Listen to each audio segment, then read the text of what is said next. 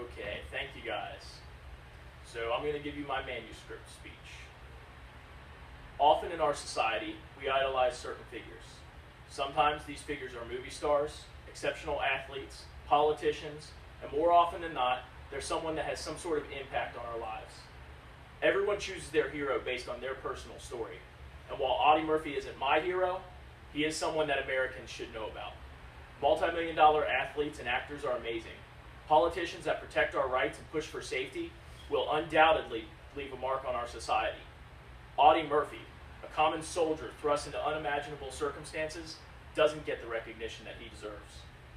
Imagine where you were when you were 19 years old, or for you little ones, imagine where you will be.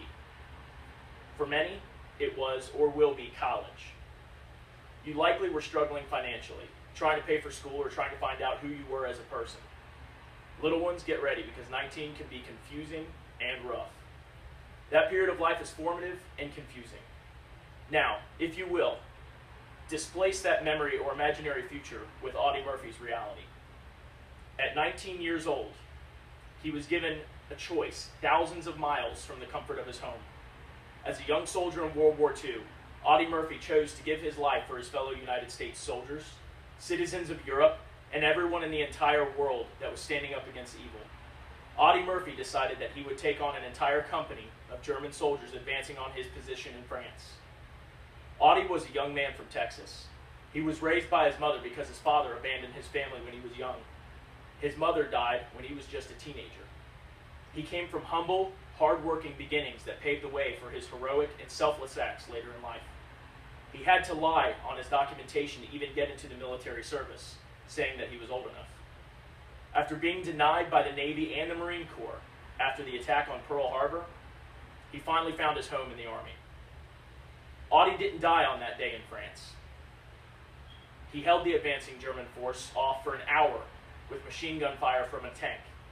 He'd been shot in the leg, yet he continued to fight, killing or wounding dozens of German soldiers. Once he was out of ammunition, he linked up with his troops and mounted a counterattack. Prior to this event, Murphy had already received multiple Purple Hearts, as well as other distinguished awards and decorations. For this particular event, however, he was awarded the Congressional Medal of Honor.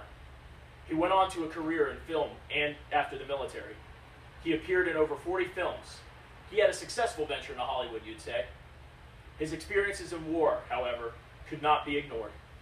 He battled what we know now as PTSD, or post-traumatic stress disorder. His struggles are well documented, and he was very vocal in those struggles. He became an advocate for other soldiers from the Korean and Vietnam Wars who were also struggling with PTSD. He died in 1971 in a private plane crash. Audie Murphy lived a life of service. He served his family first at a very young age, when they needed to make ends meet. He served his country and people all over the world when he fought the Axis powers in Europe as a young man.